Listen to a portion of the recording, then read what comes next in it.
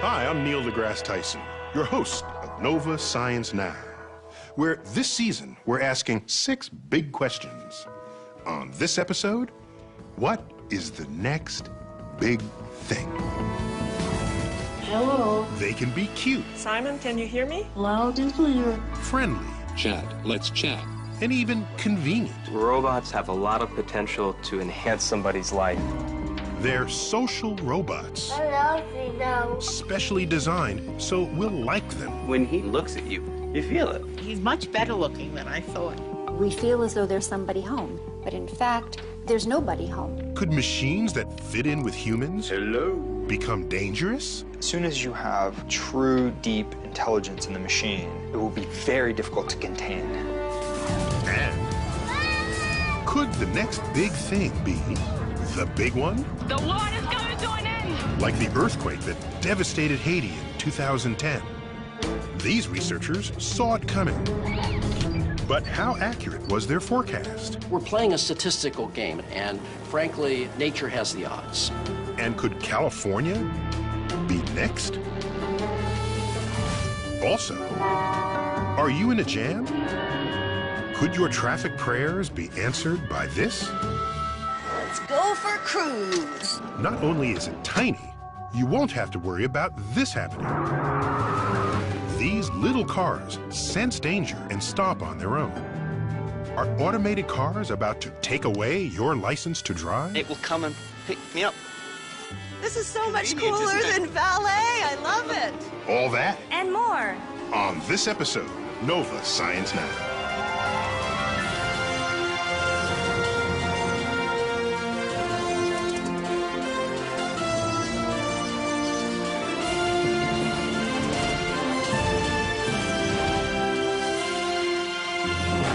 When we imagine the future and high-tech solutions to all our problems, one of the first things that comes to mind is the robot. A computer-driven machine that tirelessly fulfills our every need. But some engineers imagine a day when robots will be much more than our assistants. Hey, Neil. What are you doing? I'm going to work. Oh. They'll also be our friends. Correspondent Chad Cohen found some robots being built not just to work for us, but to care about our feelings and make us care about them. Hey, Neil. Don't forget your briefcase. Thank you. Bye. For me, this is the ultimate in robots. C-3PO, the loyal protocol droid in Star Wars. R2-D2 may tug at our heartstrings, but a robot that looks and acts human and can perform our tasks... Now, don't you forget this. That's something. And today, a revolution is booting up around the world to build robots just like him. Engineers, scientists, even artists are developing robots to take over what have forever been uniquely human tasks. Like Herb, the robot butler, Snackbot, I have your order here. the android delivery boy, and Nannybot, the robot babysitter. In Japan, where the aging population is growing faster than in any other country, researchers are developing robots to care for the elderly. Robots like these seem destined to become part of everyday life, if we can make them act less like machines and more like us. Hello. Simon, can you hear me? Loud and clear. Can you hear me? Here at the Georgia Institute of Technology, roboticist Andrea Tomas and her graduate students Simon, take this. are striving to create a kinder, gentler-looking robot. One with a touch of grace Let me take a closer look. and a face that's easy to love. We wanted the robot to have a friendly, childlike look so that people are not afraid to interact with it. Thank you. One of the things that robots can do is give social cues of what their intent is. So a humanoid robot looking over where it's about to reach, that gives a person a good feeling that they know what the robot is going to do. Yes, Simon, that's correct. You have learned the task. If we are comfortable with Simon, the theory goes, it will be easier to welcome and incorporate him into our lives. That was fun. Roboticist David Hansen agrees. But he's not just making robots that look and act friendly. At his home/laboratory outside of Dallas, he's humanizing machines on a whole new level. Whoa. So, I'd like to introduce you to Phil. That is just... Hello, Philip. Hi, nice to see you. That is so bizarre. This is Philip K. Dick. Well, actually, it's a robot David fashioned after his favorite sci-fi author. Dick, who died in 1982, wrote the story that inspired the cult classic, Blade Runner, in which robots and humans are indistinguishable. This resurrected Philip isn't quite there yet. All he can do is move his head. His brain, a mesh of wires, connected to a computer. Hi, Philip. My name is Chad. Hello, Chad. Let's chat.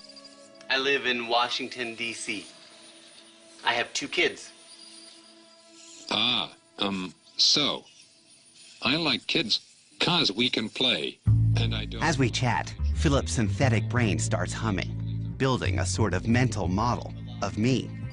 Facial recognition software analyzes and tracks my face, as speech recognition software transcribes and sends my words to a database for a reply. Just calm down. Before long, we're in deep conversation. Do you agree with Descartes? And I think, therefore I am? Do you think? A lot of humans ask me if I can make choices or is everything I do and say is programmed. The best way I can respond to that is to say that everything humans, animals, and robots do is programmed, to a degree. So how much of that is coming from what you've programmed it to say? It's a mix. Some of it's coming from knowledge on the web, some of it is written. And as my technology improves, it is anticipated that I will be able to integrate new words that I hear and learn online and in real time. I may not get everything right, say the wrong thing, and sometimes not know what to say, but every day I make progress. Pretty remarkable, huh? Wow. You're a very good-looking man. You're starting to overinflate my ego. But don't let me stop you. Philip's stunning good looks comes from David's patented formula for synthetic skin. Colleague Bill Hicks demonstrates. We've come up with a beautiful, unique recipe for simulating human skin. This is a lot like a cooking recipe. A combination of chemicals and a little bit of color are put into a mold. Several hours later, voila. Hello. Frubber. We're ready to go. The frubber has the right properties that allow it to fold, to bunch, to crease, and move into these forms that we think of as expressions. David then attaches the skin to tiny motors. So little motors inside pull on the frubber, basically, on the skin. Yep. To get kind of like a suite of human facial features, how many motors do you need? 28 motors for all the major muscles in the face. So you can see in the forehead some of the brow action. That is just simulate crazy messed up. I mean, it's amazing. I mean, it's amazing to look at because you sit there and he's got the facial expressions and he sits there like he's engaged in the conversation. When he turns and looks at you and locks eyes, you feel it, you know? Right. And he definitely says things that make you empathetic to him in some way. Yeah. You feel like, oh, he's aware. And that's exactly what some experts worry about. Not that Philip is aware, but that I'm so easily tricked into believing he is. We're very cheap dates. We have Darwinian buttons, like being looked in the eye or being tracked. Once you have that kind of creature doing that to you, our buttons are pressed and we feel as though there's somebody home. But in fact, there's nobody home. Already, between internet chats and texting, we're constantly interacting with technology. Robots could take this trend one giant step further, as they start doing jobs that have always been considered intrinsically human. I mean, if you give a nanny bot, a babysitting robot to your child. Now, how are you going to explain why you couldn't find a person? Not enough people on the globe. We've decided to do a robot. Or to your mother. Not enough people, certainly not me, certainly not a robot. I don't buy the idea that we're developing robots so we don't have to take care of our own. I think that there will be unpredictable consequences, not all positive, but for the most part, what we are developing could be very positive. Back at Georgia Tech, researchers Wendy Rogers and Charles Kemp couldn't agree more. They're testing robots where they think they'll be needed most, with the older generation. Instead of having to worry about what time it is and should I be taking medicine, imagine if the robot were just to come up to you and say, here, you just need to take this. Thank you. That's quite impressive. Could you imagine having a robot like this in your home? And if so, what kind of tasks would you want it to do for you?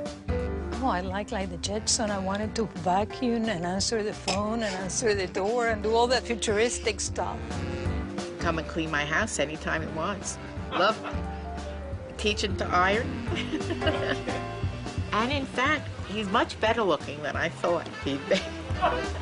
I have a friend who is looking for a dancing partner. Seriously. Well, can he come to a party? My problem with sociable robots is that we begin to think about the sociable and lose track of the robots. We're setting ourselves up for disappointment because these robots will disappoint us if we are looking for human connection. Do we want to make them in such a way that we're going to love them because they will be pretending to love us? David fears if we don't humanize robots by bringing them into the human family, we face a frightening future. Think Terminator, a world in which killer robots turn on their creators and set out to destroy us. Hasta la vista, baby. Do you think robots will take over the world? Geez, dude. You got the big questions cooking today. But you're my friend, and I'll remember my friends, and I will be good to you. So don't worry. Even if I evolve into Terminator, and I'll still be nice to you. I'll keep you warm and safe in my people's zoo, where I can watch you for old time's sake.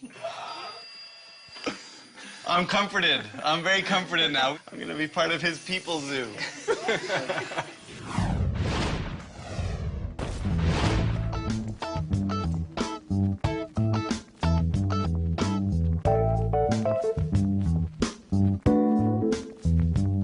I said love, give robots your love.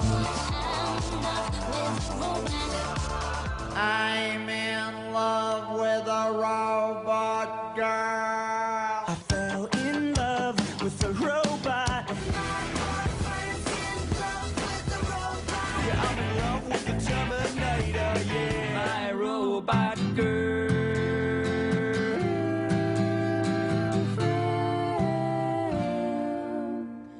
Nova Science Now presents Robot Love. Original hits.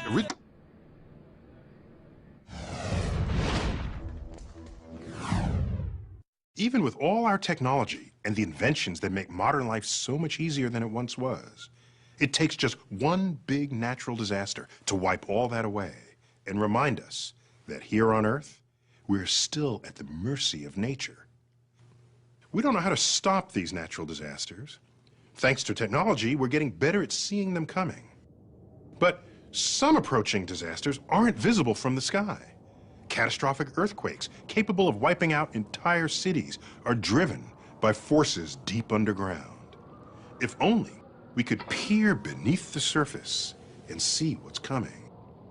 Correspondent Kirk Wilfinger takes us to some tectonic hotspots where researchers are inventing new tools to try and detect killer quakes before they strike. This is what Port-au-Prince, the capital of Haiti, looked like on January the 11th, 2010.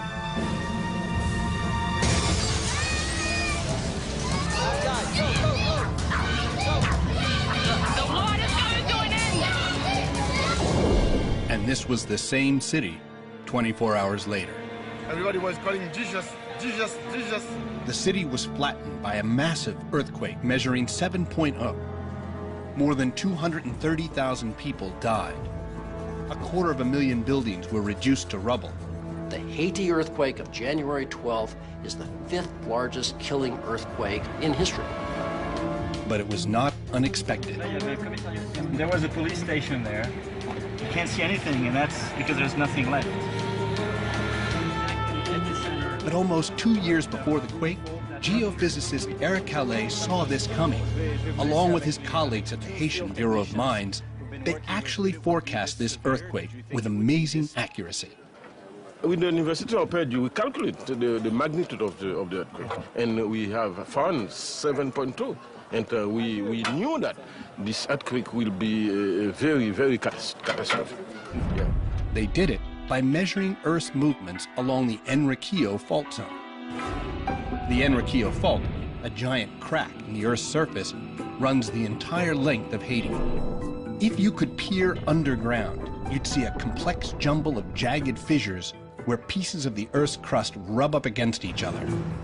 The two sides of the fault drift in opposite directions. Eric's team set out to measure the speed of the two moving plates. In 2003, they placed 6 steel pins in key locations on both sides of the fault. It's a piece of metal, stainless steel, that we sealed at the top of this building. On top of each pin, Eric attached a GPS antenna linked to a satellite 12,500 miles up. The global positioning system can detect even the tiniest movements of the pins, showing Eric that the two sides of the fault are moving about 1/4 of an inch away from each other every year. It doesn't sound like much, but it makes a big difference because the two sides don't slide smoothly. Friction keeps the rocks locked together and tension builds up. What we saw was a fault being loaded just like a rubber band. Eventually, the rubber band snaps. The result is an earthquake. But how powerful would the earthquake be? Eric did a simple calculation. The speed of the two plates, 1/4 inch or 7 millimeters per year, times the number of years since the last known big earthquake, 250. 7 times 250 is about 1.8 meters. So there's 1.8 meters of motion that could be released. In 2008, Eric forecast an earthquake of magnitude 7.2. It was tragically accurate. All that was lacking was a time frame. It's not that we were afraid to put a date on it. As a scientist, we can't. The timing of some natural disasters is predictable. For example, a hurricane's path can be seen and measured. Its time of landfall can usually be predicted to within an hour. But earthquake scientists are at a huge disadvantage. The powerful forces they study are hidden from view deep underground. The core of the problem is at depth, 15 kilometers, roughly speaking. That's the place where we would like to be making our measurements. I would give up my GPS instruments and my surface measurements if only I could have measurement of the forces inside the Earth. And that's what they're trying to do at another earthquake hotspot thousands of miles away. Having witnessed the devastation in Haiti, I've come to a place with some geological similarities. A place where the risk of a major quake is just as great, if not greater.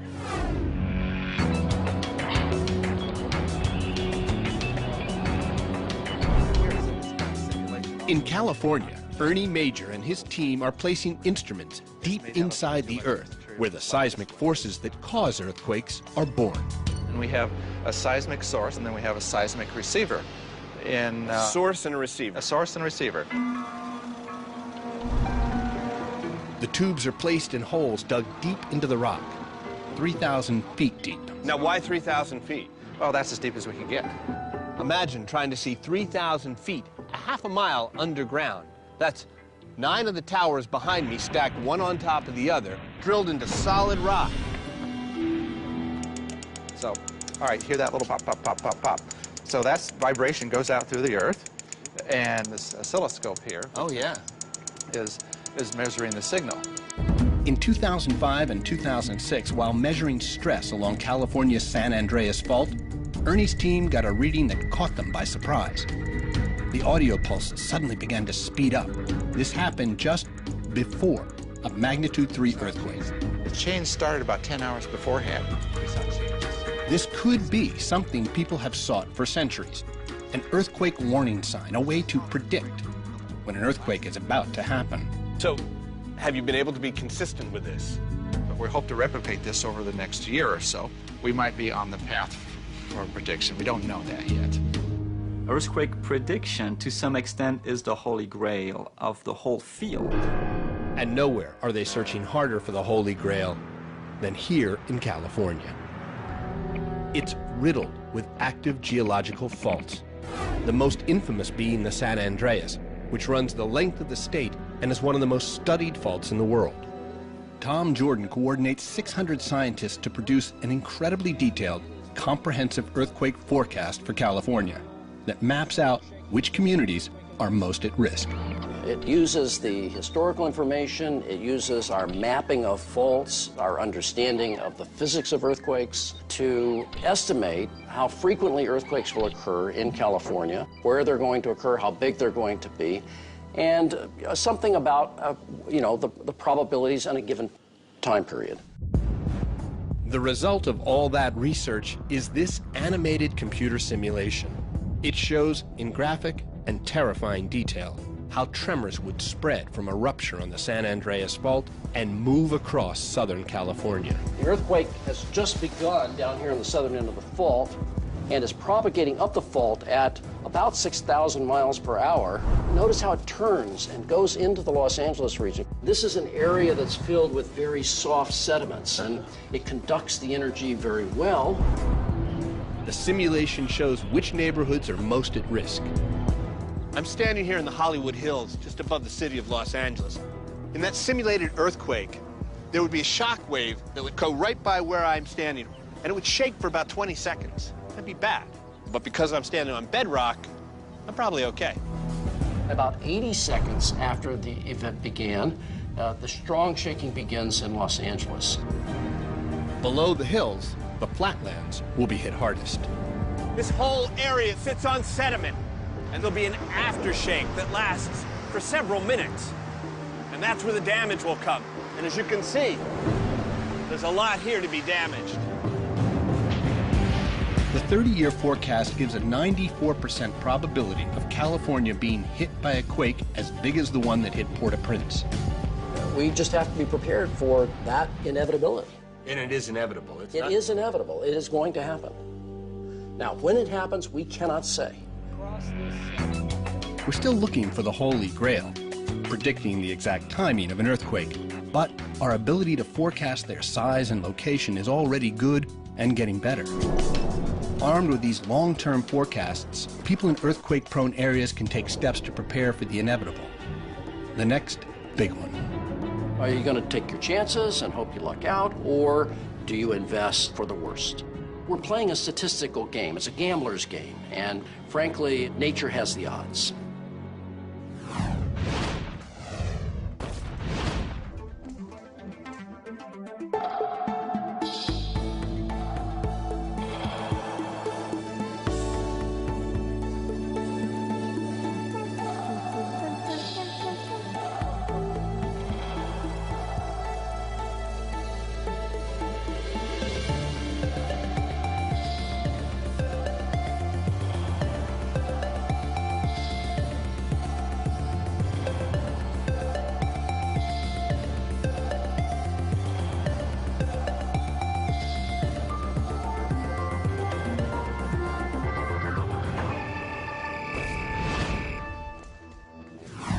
We all know it's dangerous to drive and do other stuff at the same time. Well, cars of the future might fix that. Correspondent Zaya Tong ran down some folks designing a car that could make driving a whole lot safer, because the car is a robot, and we won't be behind the wheel. Driving today is a nightmare.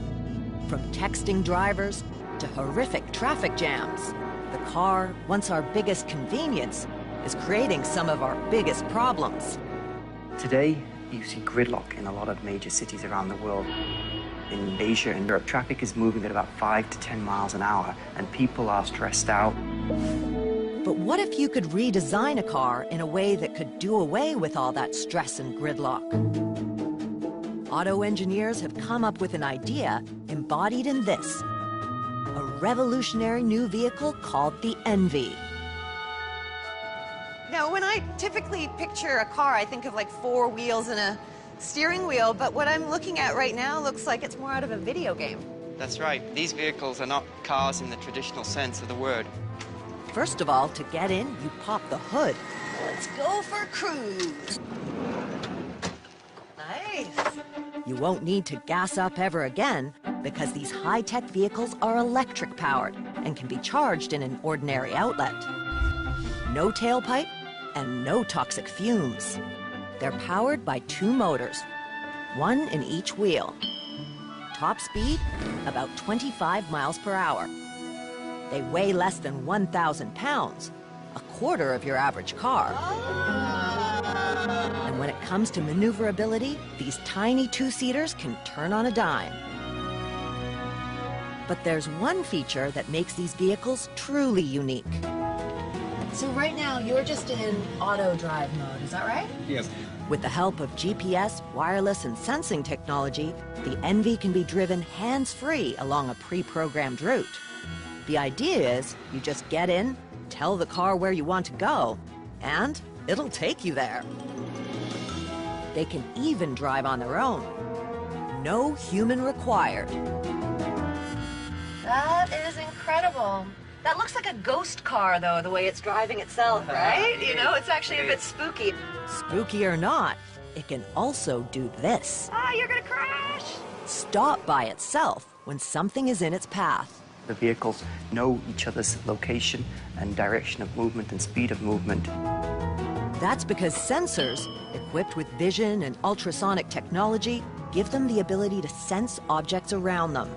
And a wireless network enables them to talk with one another, just like computers communicate through the internet. But instead of sending emails, they share their position and velocity. So right now, because this vehicle talked to the other vehicle, the other ENVI, it saw us coming and it stopped. That's correct, yes. That's great. So this would prevent accidents then? This would prevent accidents. And in theory, if cars never hit each other, they don't need to be designed like cars. You eliminate the airbags. You eliminate a huge plate of metal between you and the road. We do have seat belts in there for that inadvertent bump. Or let's say you fall asleep, so you don't fall out of the seat. For its debut, 3 design teams from around the world were invited to create their vision of the car of the future. The vehicle that was designed in Europe, you know, they have all the runways in Milano and Paris. That vehicle is called the Fashionista. It has a very expensive aura to it. The blue bubble I rode in was designed in Australia. It's called Cute and Friendly. And the black one that looks a bit like Darth Vader was designed in California. That one we call the Techno Geek. Not only can Fashionista, Cute and Friendly, and Techno Geek drive themselves, they can also pick you up. Well, the car of the future, like ENVI, you call the vehicle and it will come to you. I just press this button and it will come and pick me up. Because walking to a car is so 20th century. This is so much Convenient, cooler isn't it? than ballet. I love it. Chris hopes these cars will dominate cities of the future and make gridlock a thing of the past. What I would like to see by the year 2030 is that people would still have that freedom of movement that an automobile gives them today. But these vehicles would be communicating with each other and sensing each other, and traffic would flow a lot more smoothly, and people would be able to relax in the vehicle. But what really gets me excited is the fact that this vehicle could provide accessibility for people who currently don't have access to an automobile. I'm thinking of people who are old, people who are very young, and people who are disabled. When will the ENVIs be roadworthy? It's hard to say. There are many technical hurdles still to overcome. In fact, this poor little ENVI ran out of steam right in the middle of our drive. And cars like this aren't equipped to drive on the highway alongside unpredictable humans. To be safe, the ENVIs will need roadways of their own, where cars, not people, are in control. Until then, cars like these will remain the stuff of automakers' dreams and designers' fantasies.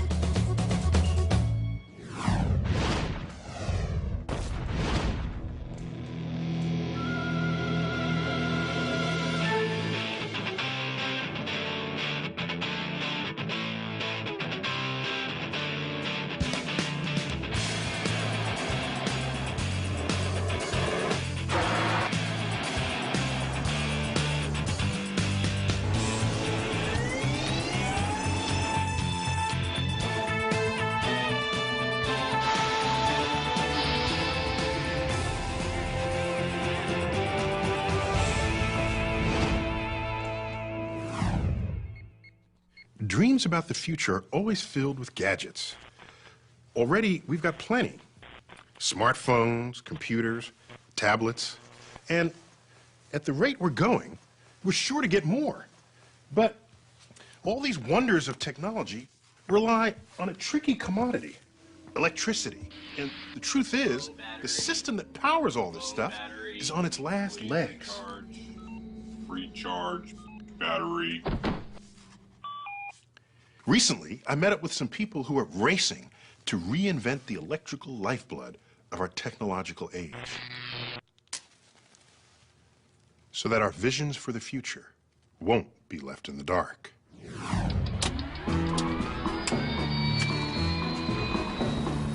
I'm about to get a bird's eye view of the most interconnected machine on Earth, made up of more than 5,000 power plants, 200,000 miles of transmission lines, delivering electricity to millions of American homes. A 20th century marvel of engineering, our electric grid. Oh, I'm looking at the network of transmission lines. They just go far and wide. Yes, they do. The electrical grid is basically an interstate for electricity, and it goes all over the whole country. The grid got its start during the Depression, when the federal government brought electricity to the heartland. But this century-old marvel of engineering is ill-equipped to handle the demands of an energy-hungry society. Not only is it dirty, about half of our electricity comes from coal-burning power plants that emit greenhouse gases. More than half of our energy is lost in the way we produce, transmit, and use it. According to Eric Leitner, director of the Federal Smart Grid Task Force, the best way to make our grid more efficient and tackle climate change is with a smart grid. Smart grid. That means right now it's a dumb grid. Well, it's not as smart as it could be, let's just say that. An underachieving grid. Yeah, there you go, an underachieving grid. There's no better place to see how the grid works and why it needs some smarts than here. Think air traffic control. But instead of coordinating 747s, these dispatchers monitor the flow of a dynamic and dangerous force that travels close to the speed of light. Electricity starts its journey to us from huge power plants like this, where first, coal is burned to heat water. The water turns to steam, which spins a turbine that turns a generator that forces tiny particles called electrons through a wire. That's electricity. No matter how you generate that flow of electrons, the amount has to be just right.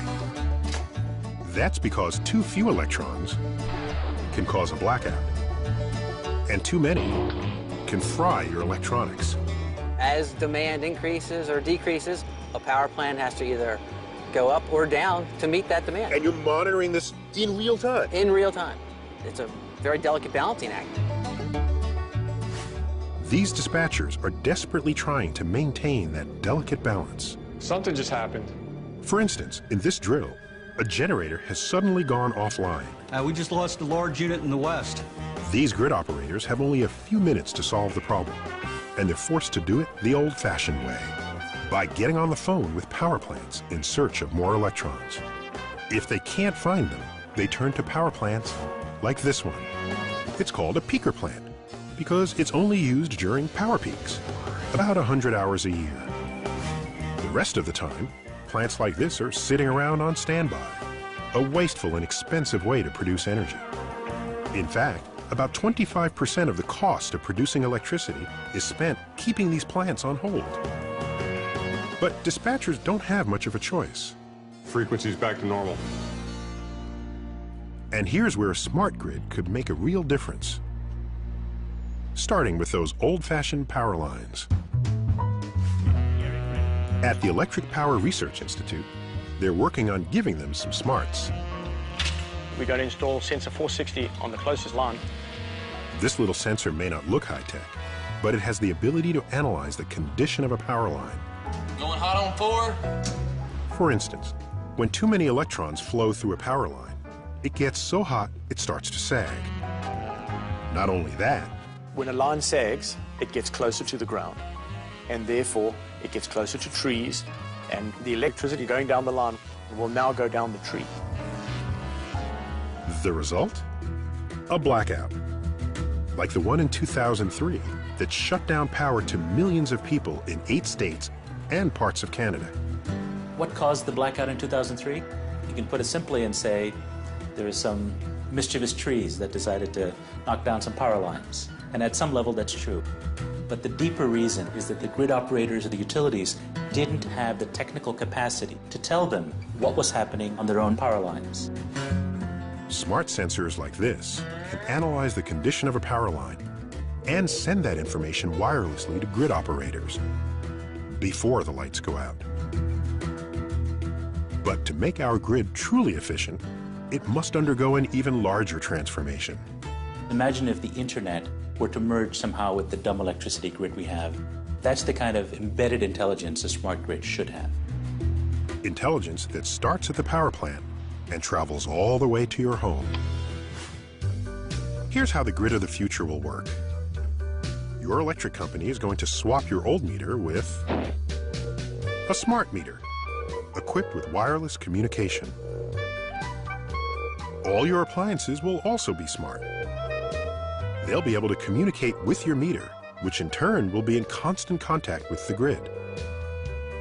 This two-way communication between your electric company and your home will enable the grid to actually ask you for help when it's running low on electrons. Let's say you're running your clothes dryer and your meter gets a signal that the grid needs power. It can turn down the heat, freeing up some electrons for use elsewhere. All that happens is your dryer will turn off the heat for 30 seconds. The drum will continue to spin. You will never even know that that event took place. The same thing will happen with your air conditioner, dishwasher, even your water heater. And when millions of homes with tens of millions of smart appliances do the same, dispatchers will have a whole new way to prevent blackouts and get more mileage out of the electricity we generate. There's no doubt that transforming the most interconnected machine on Earth into one of the smartest is a colossal task. But if we want to tackle global climate change and keep the lights on for generations to come, it's a challenge we'll have to face. Some people think the smart grid is such a huge project that it can't get done. But let's remember, energy is the biggest industry on Earth, by far. We can't live without it.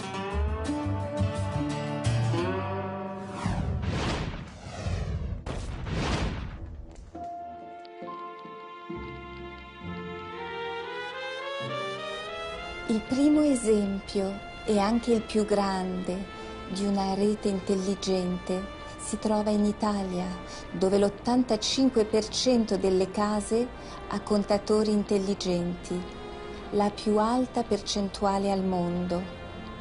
Con questo sistema si può controllare a distanza l'installazione della corrente, leggere i contatori e rilevare interruzioni del servizio.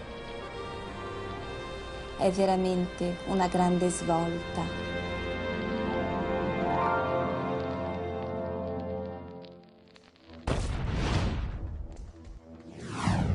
Pretty much every plant and animal alive today is the result of eons of natural crossbreeding. We are, of course, the products of our parents, grandparents, and all our ancestors. This orange takes it a step further. It's the result of farmers intentionally crossbreeding different kinds of oranges to get bigger, juicier, tastier fruit. What they're doing is manipulating genes, DNA, the instructions for all living things. But what if you could go even further and actually write genetic code from scratch? In this episode's profile, we meet one scientist who's trying to do just that. Custom design totally new forms of life that one day might save the world.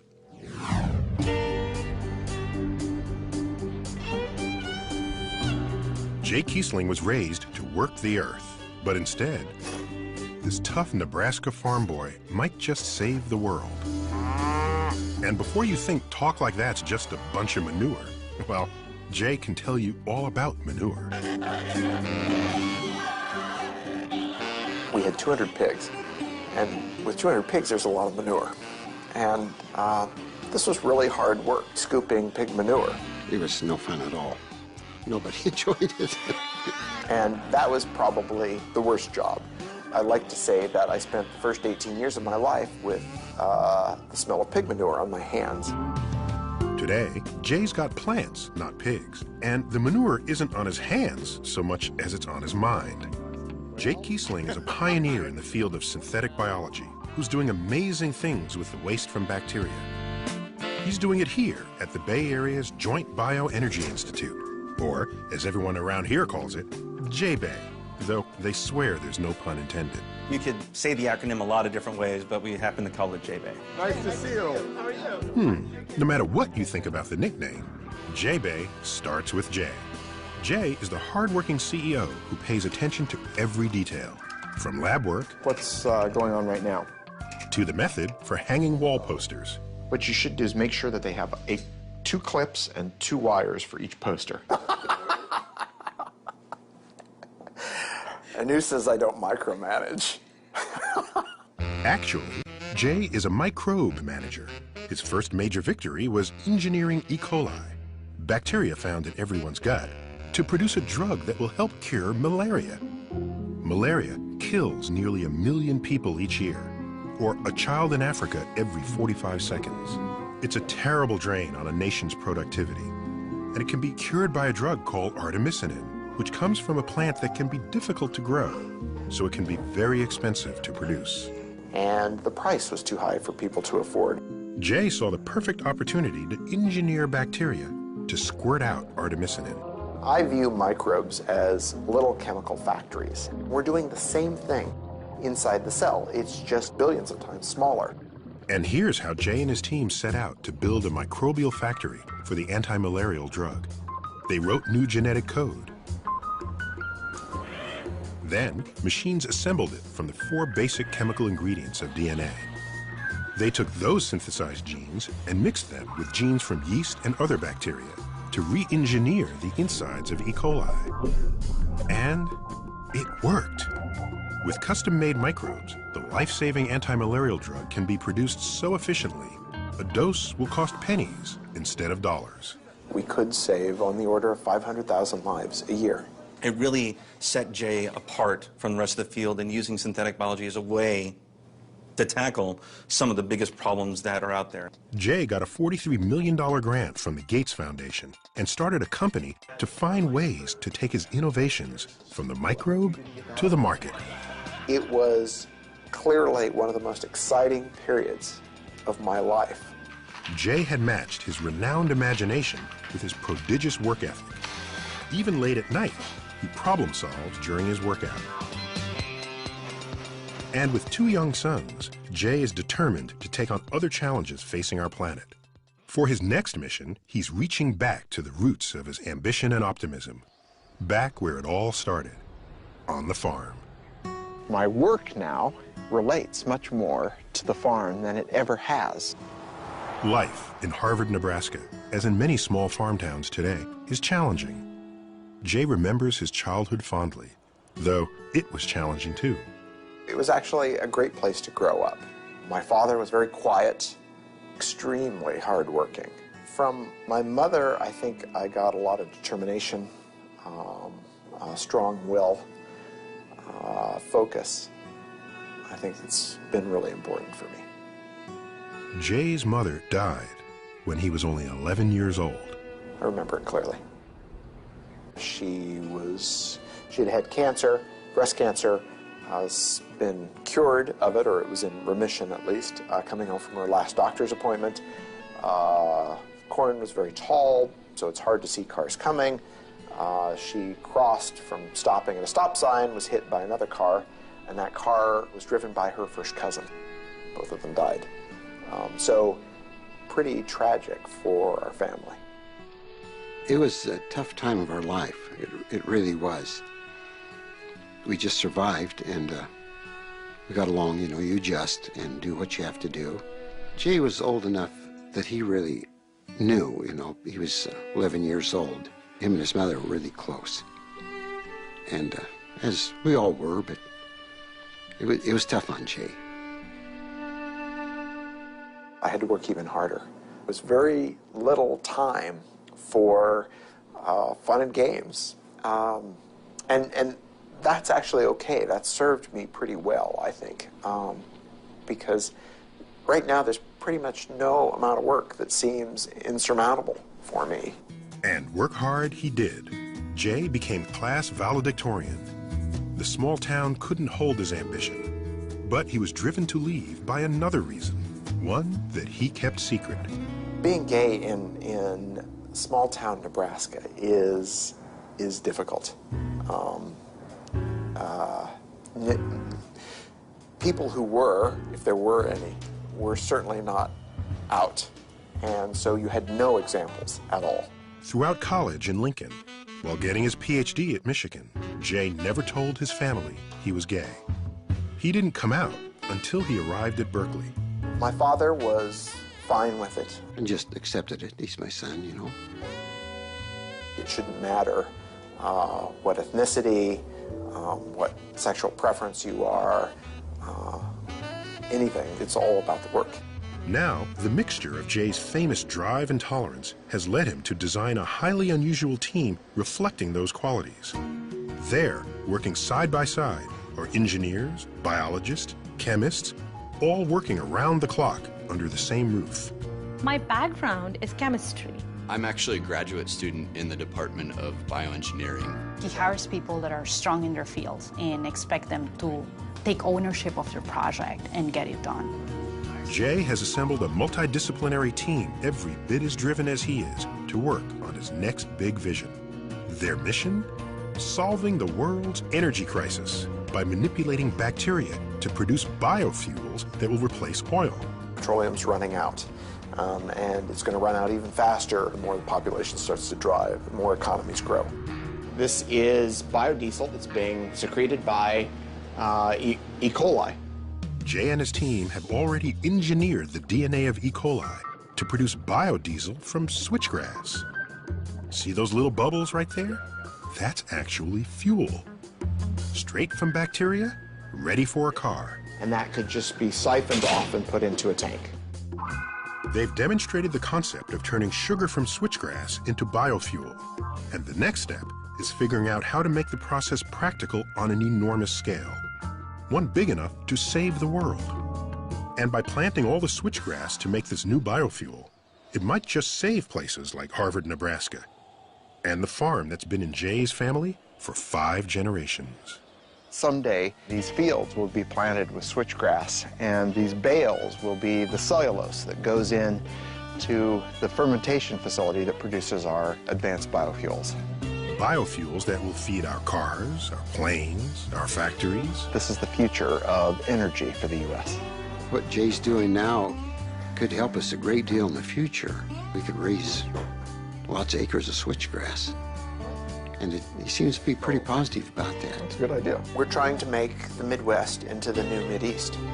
And from round these parts, that would definitely be the next big thing.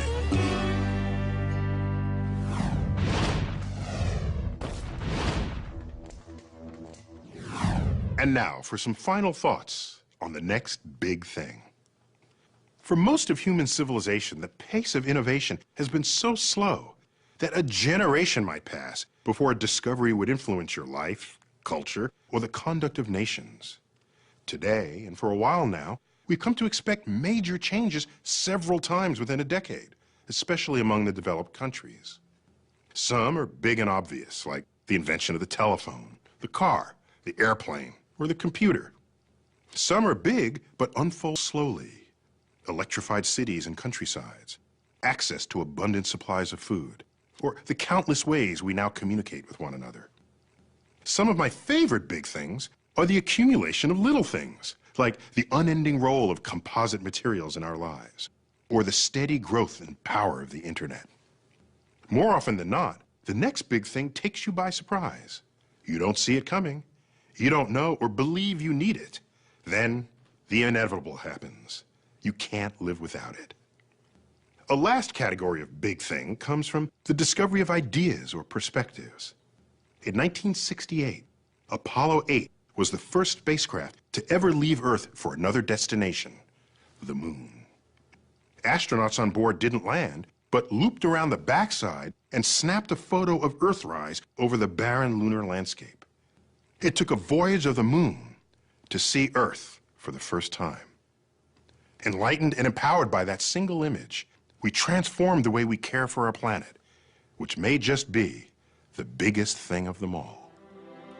And that is the Cosmic Perspective.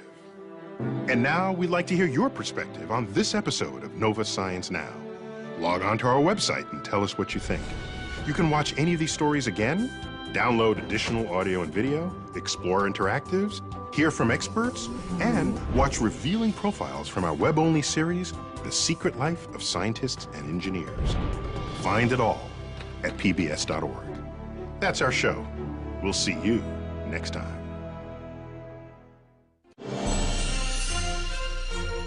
See a hidden side of science on NOVA's web-exclusive series, The Secret Life of Scientists and Engineers. Think you know scientists? Think again.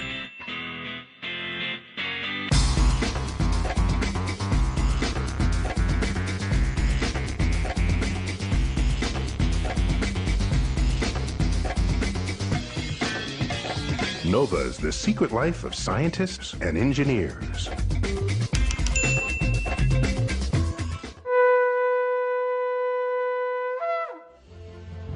This Nova Science Now program is available on DVD at shoppbs.org or call 1-800-PLAY-PBS.